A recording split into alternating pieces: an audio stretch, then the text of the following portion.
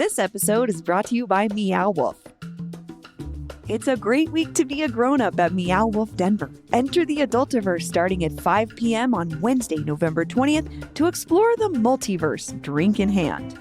And don't miss Bedtime Stories, Meow Wolf's neo-burlesque variety show featuring outrageous performances guaranteed to raise smiles, eyebrows, and pulses on Thursday, November 21st.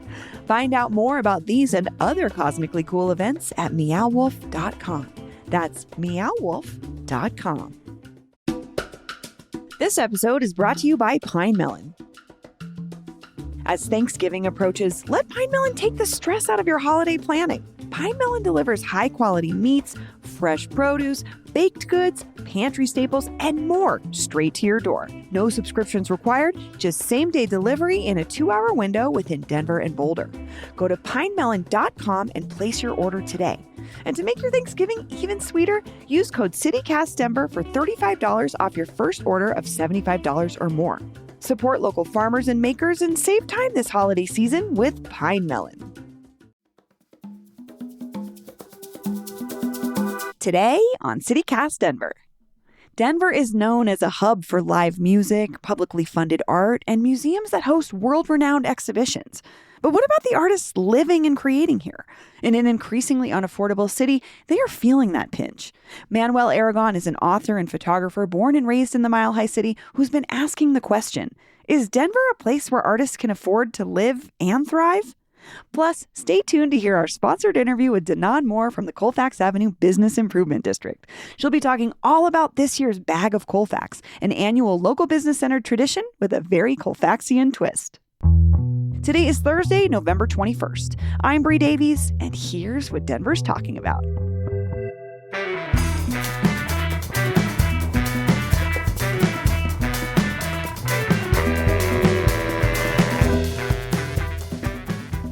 Manuel Aragon, welcome back to CityCast Denver. Thanks for having me. Let's dig into a little bit of, you wrote this great piece where you dug into some ideas that you had, some big ideas for solving the affordability crisis for artists in particular. But one thing I was really curious about was you did some research into what other cities are doing.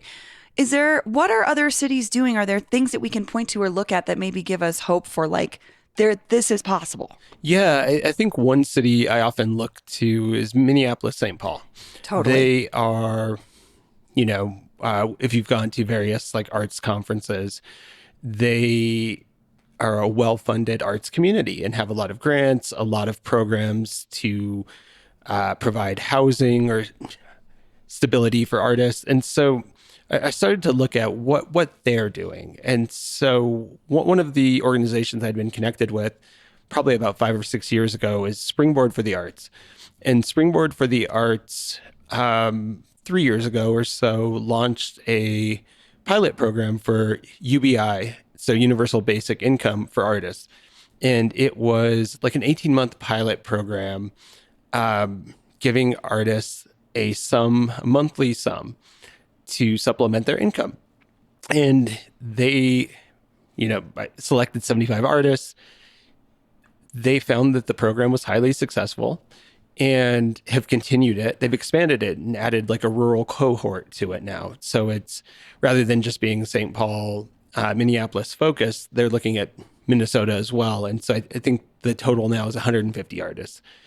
Real estate is going to be a big part of this conversation. Yep. Are there any cities doing anything with real estate related to the arts or artists that seems to be working? Yeah. So when we look at, Chicago, Los Angeles, there's been establishment of cultural districts, looking at neighborhoods that have been maybe historically Black or Latino, and trying to preserve the heritage of those communities. Granted, a lot of those communities or cities have lost maybe that community yes. that was originally there already. Yeah. And so there are those pieces that they're trying to do. I think Denver is trying to do something similar, right? We've established a couple of cultural districts and are actively working to make sure that there's a preservation process, right? Which can keep Su Teatro, for instance, in the West Side, or can work to make sure Cleo Parker Robinson can say in 5 points. And so it's not something that, other cities are doing it, and we're also trying some things and seeing if they can stick. Yeah, that's an interesting piece. And I wanted to talk to you about that because that's one of your ideas is the preservation of cultural landmarks and local businesses. And I think sometimes it's hard to connect why that would help artists. But like you're saying, the two examples you just gave are two seminal arts organizations that have been in Denver since the 70s who are going strong. Su Teatro on the west side. This is one of the first and maybe still remaining like Latino and Chicano theater companies. Why is keeping Su Teatro on the west side important to the arts community? Yeah, I think one of the things that happens when we start to lose like those cultural hubs is that we can forget the history of the neighborhood. And so it's really important, first off, as a cultural hub, as a place that recognizes the history, what has happened here.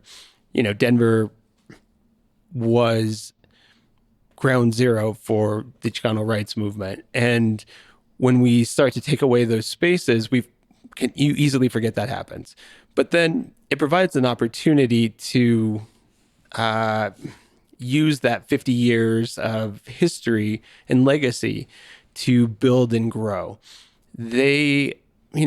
Folks want to be tied into historical community hubs. And so when you have a place like that, it's where like Chicano, Latino artists will look and want to plug into when they come to Denver. I hear a number of actors when they come to Denver say like they have known of this space because they've seen, Tony's plays out in LA, in Phoenix. Tony Garcia, artistic director, the guy behind this whole thing. Yeah, and they've seen his plays throughout the Southwest, up in New York, and they're curious about Denver, and it's a way for them to get tapped into their community and the theater scene. And so I think cultural hubs like that are important because, a DCPA or something that is large, and how do you plug in if you're a new actor? You can go the route of like auditioning, but Su Teatro, Cleo Parker Robinson, a number of other cultural institutions, you build a community pretty quickly.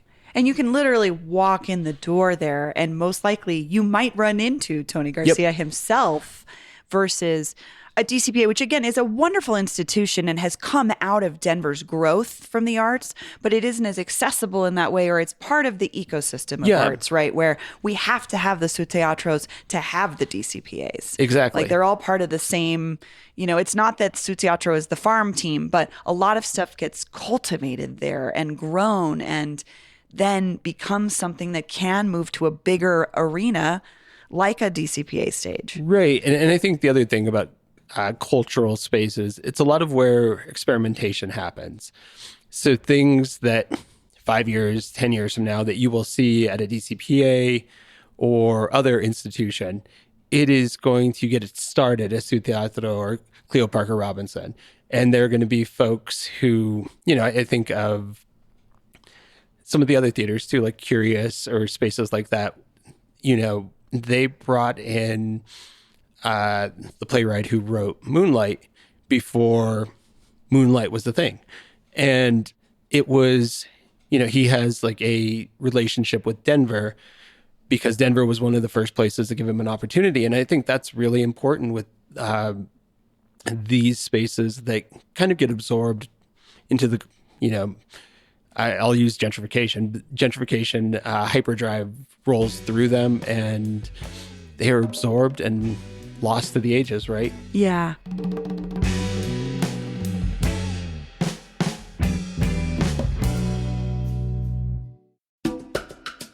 This episode is brought to you by Warren Village. Warren Village provides supportive housing with a preference for single-parent families experiencing housing instability. Their program model supports the growth of both parent and child, with on-site childcare for children and supportive services for parents like education, workforce skills, mental health support, parenting and financial education, and more. Celebrating 50 years this year, Warren Village will be opening their newest campus, Warren Village at Alameda, very soon. This new Warren Village campus is right by my house. I've been watching them build it.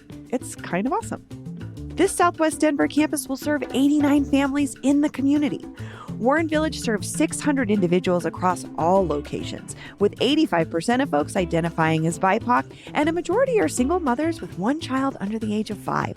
Learn how to get involved or make a donation today at warrenvillage.org. That's warrenvillage.org. This episode is brought to you by Unit E.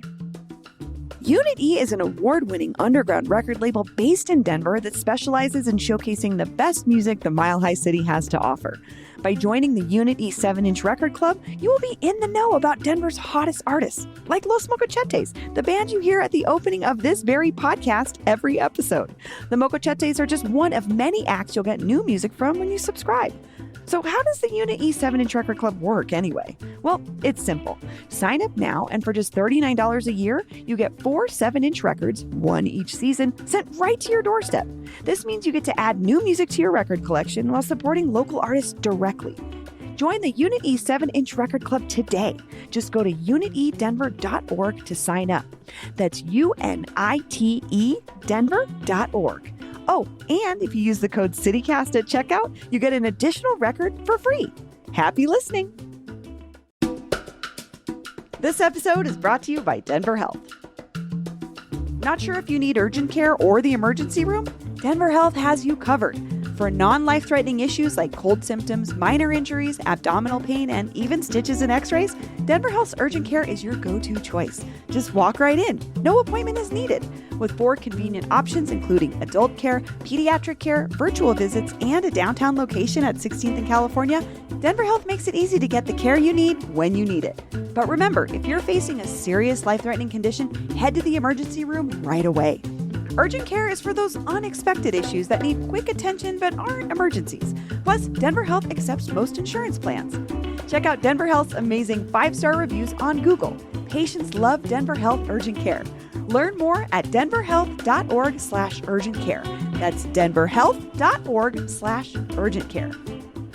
Yeah, the gentrification part of it is like,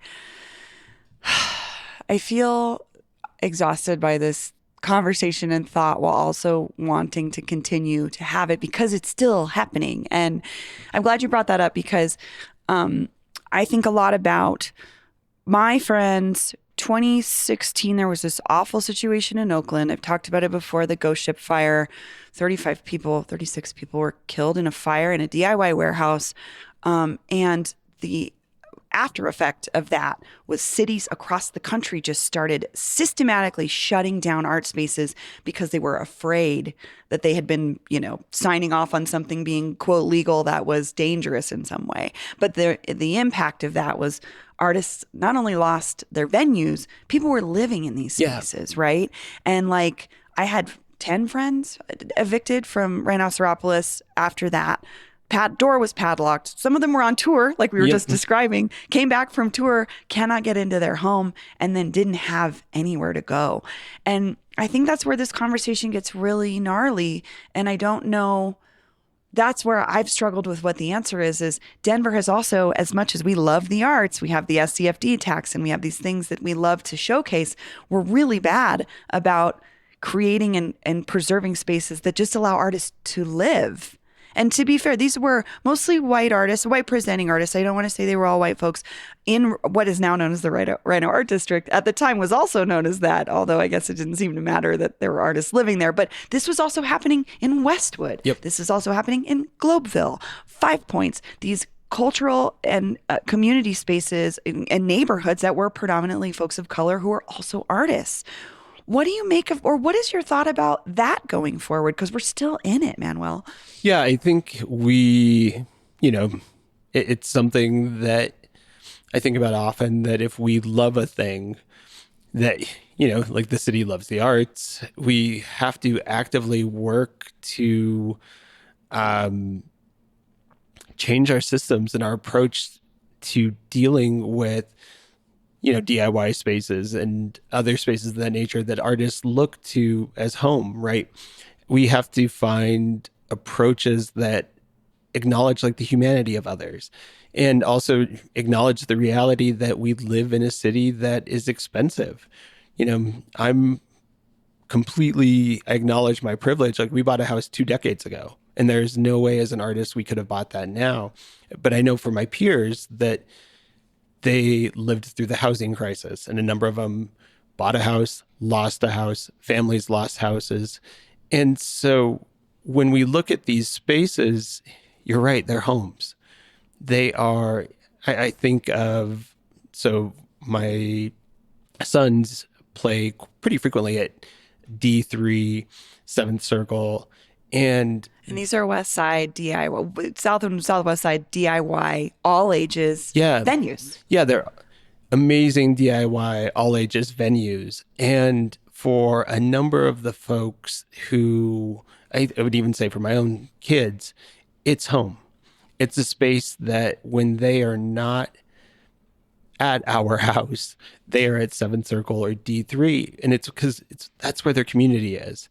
And we have to look at these spaces kind of in the same way that we would look at, libraries, rec centers, that they serve this purpose that is far greater than, using like the treadmill or just checking out a book, that they are really important cultural hubs that a community looks to find not only their own community and friendship, but a space that is like warm that they can be at for 8 hours, right, for a show, or a space that will, if somebody's struggling, give them, I think of D3 and like the Birdseed Collective and Seventh Circle, all of them do like food drives and provide folks. D3 has a AA program. Yeah. I mean, these are such sort of evolutions too in this world of not only providing the space, but creating the things that the basics that a lot of folks in our community ourselves need. Yeah. Well, and they have heard what the community wants. And so they've built this programming that reflects their community and aids their community. And so I think of,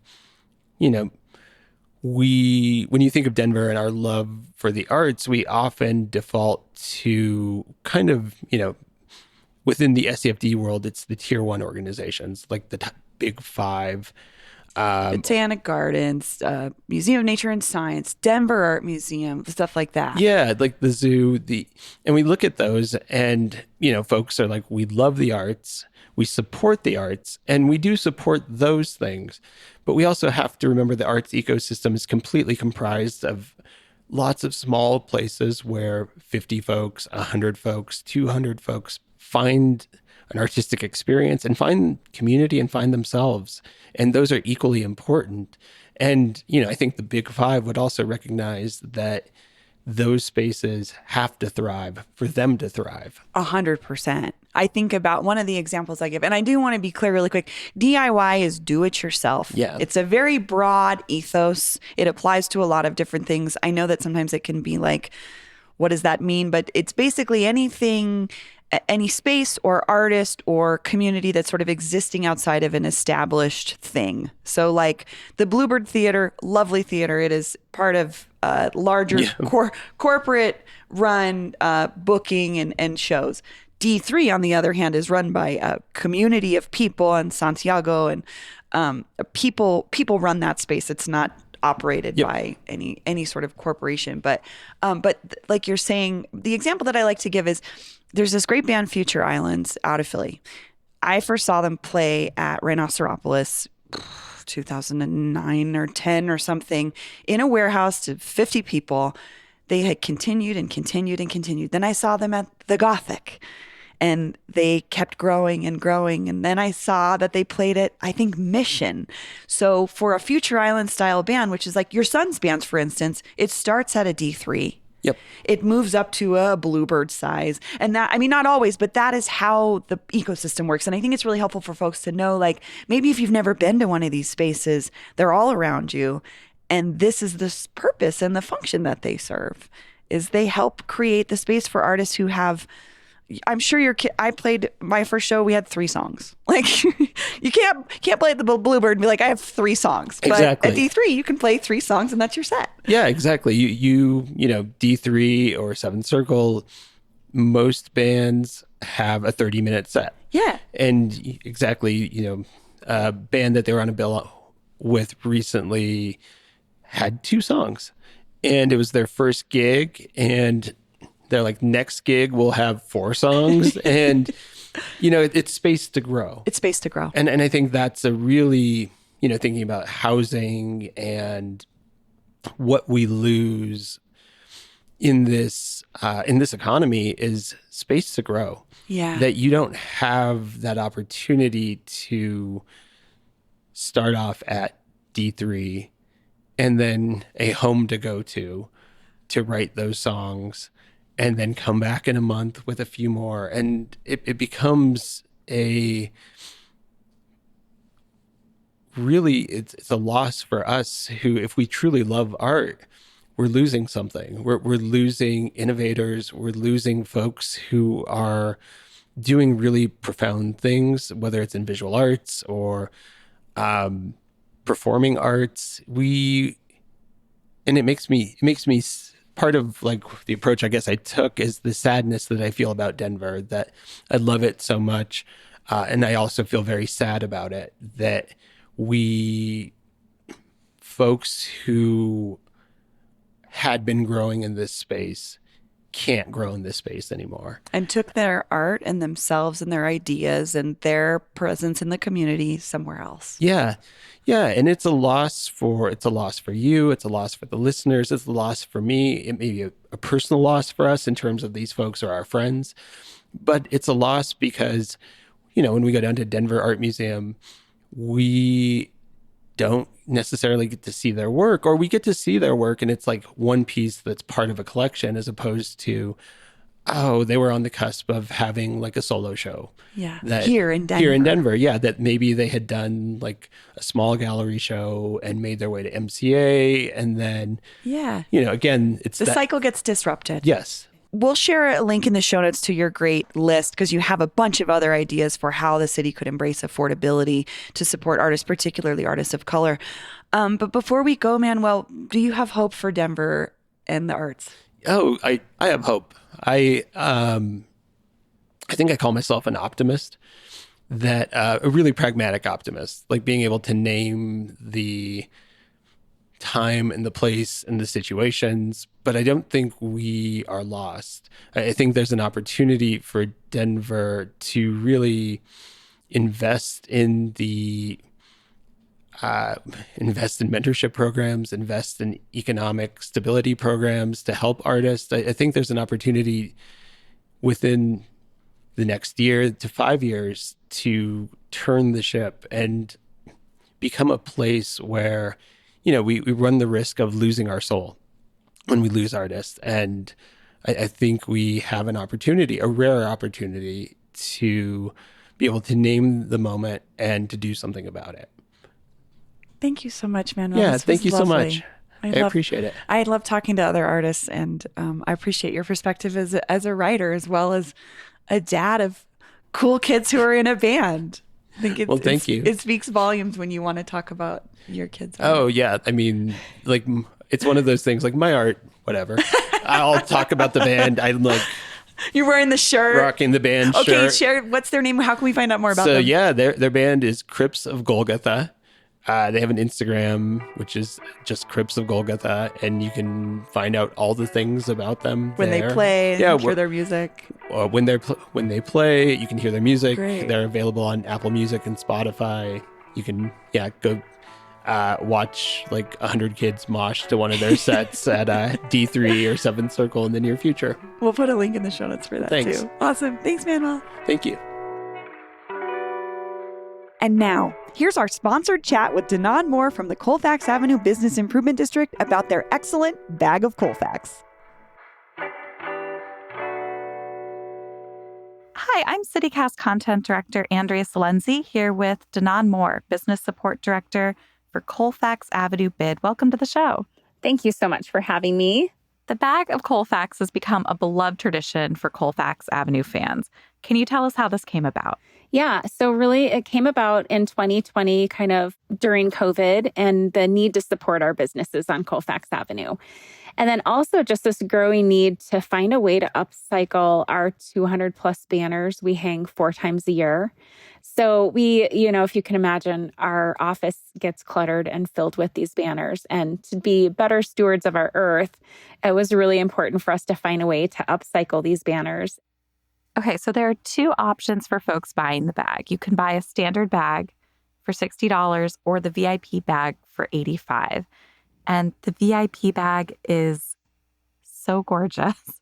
Like, it's really hard not to want one. And these absolutely sell out. So can you tell us what they look like and about this exclusive design from the Denver cartoonist Carl Christian Krumpholz? Yeah. So Carl's designs this year are so special because they capture Colfax landmarks past and present, as well as one after the RTD's famous 15 and 15L route, which will soon be a thing of the past. But Carl's other designs feature the former Tom's Diner, Aladdin Theater, and Sid King's Club, as well as current landmarks like the Ogden Theater, New House Hotel, Pete's Kitchen, and the beloved Lion's Lair. And they're just incredible bags. But then what's inside the bag? Who's participating in this project? What would you find in your average bag? Yeah, so we have a handful of our businesses that have asked to participate. And I do want to note, we purchase all of these items from our businesses. It's not in any way something that they've donated. This is our way of supporting them directly. So our businesses range from Champagne Tiger, one of Colfax Avenue's newest diners, Pete's Kitchen. We have Savageau Coffee and Ice Cream. We have Pampered Paws and Super Pet supplying us with gifts for dogs and cats and animal lovers. And so really like the possibilities are endless. So when you order one online from you guys, could I let you know, I don't like candles, or, I'm really into coffee? Absolutely. We've got a little reminder when you check out to kind of give us your preferences. So are you looking for something more lifestyle based? Are you looking for something more restaurant, diner based? Are you looking for coffee? Are you looking for beer? Would you like something from 303 boards? Do you love skateboarding, or is there somebody in your life that loves skateboarding? So yeah, the bags just come filled with 4 to 6, but if I must say, sometimes more than 6 really fun goodies. It just never seems to disappoint. There's something in that bag for you and for your loved ones, your friends, coworkers. There's just always something fun to share in those bags. So who are the businesses participating in this? Who might be contributing to what's inside my bag? Yeah, so far, and of course, we keep this open-ended. We want our businesses to participate, even if maybe they're just now hearing about it. But for now, we have confirmed 303 boards, Balanced Root Apothecary, Big Ass Maps, Brews Beers, Champagne Tiger, Chewy Foods, Latin Asian Grub, Conspiracy Theory Tattoo, the DNVR Bar, the Corner Beat, and the Learned Lemur, to name a few. And of course, those are the ones that are confirmed as of today. So the bags do sell out. So if anyone listening wants one, they should not wait on this, right?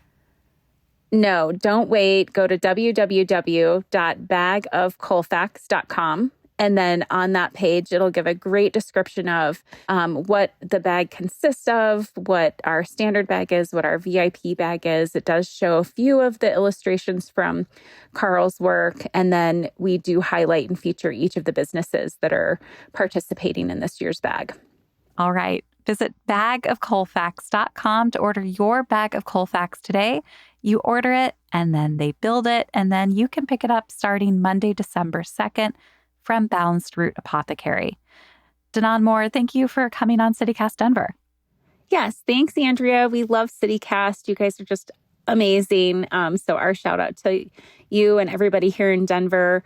Thank you so much for always supporting us on Colfax Avenue. And we have a link for buying your own bag in the show notes as well. So everyone is just one click away. Thank you for listening. That's all for today here on CityCast Denver. If you enjoyed this show, why not take a minute to tell an artist in your life about us? Rate the show wherever you get your podcasts and subscribe to our morning newsletter and learn more about us at denver.citycast.fm. We'll be back tomorrow morning with more news from around the city. See you later.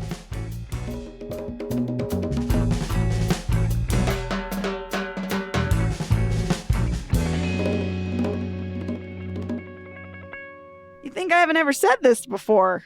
Elizabeth, I worked in the business improvement district world for 4 years. Okay, try this again.